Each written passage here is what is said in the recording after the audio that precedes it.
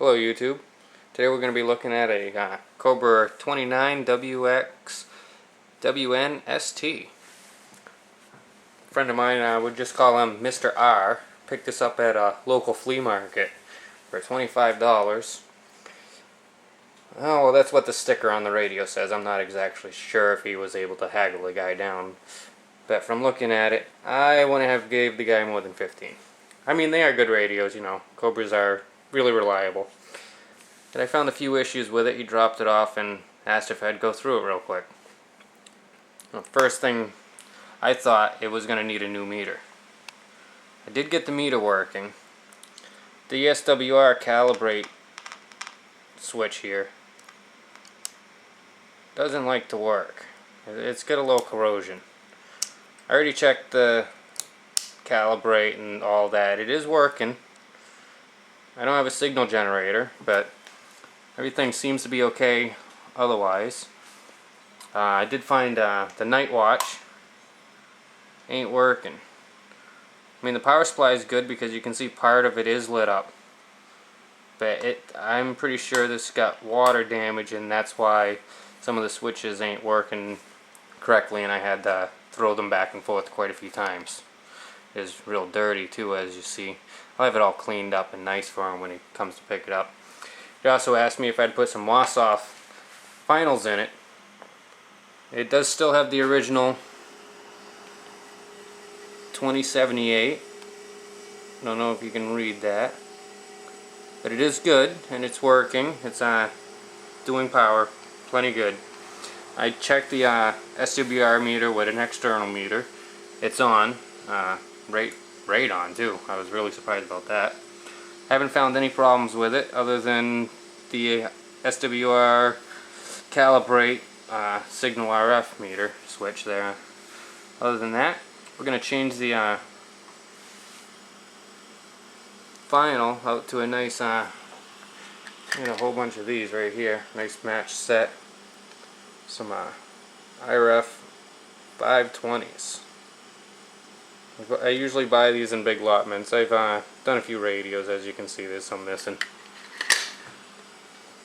But yeah, I'll see what this thing does right now. I already checked the SWR. We got a 1.1.5, almost 1.2 on the meter.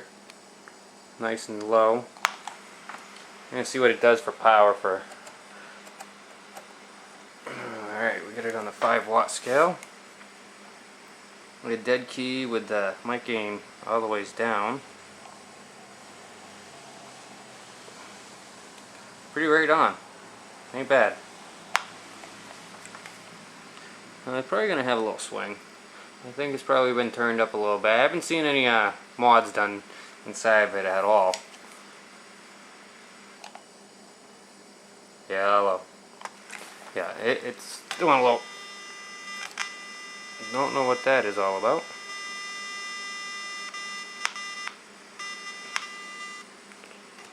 Oh.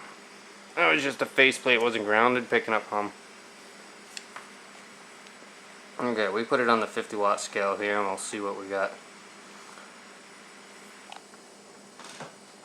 Audio.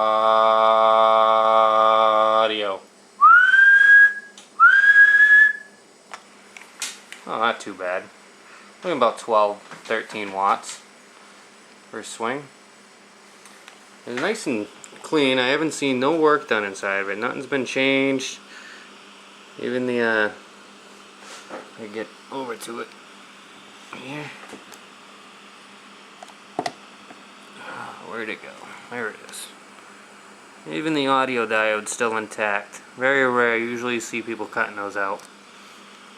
I like it when I don't see the audio limiter removed. Keeps clipping down. Alright, well, I'm going to change out the final there to the new IRF520 and install my homemade companion chip, which I build myself out of 1/4 watt resistors. They're very... I think they work a little bit better than the surface mount pre-built ones that you can get. Alright, we're back with the Cobra 29 here with the IRF520 installed in place of the stock final. Did have to change a few capacitors in between the driver and the final stage there to get the dead key to come up from a half a watt. It's still a little on the low side. It's about 4 watts. And it's swinging a lot better now. I'll take a look at the meter over here. I'm on the 50-watt scale. Audio. 1, 2. Audio.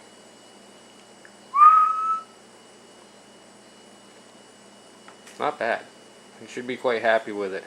And the easy replacement of the 520 is going to be a lot better.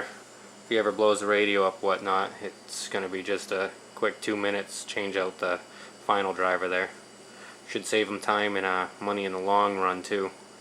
The old transistor was good. I will keep that on the side if he ever would like to go back. He ain't gaining really anything but dead key with the older one.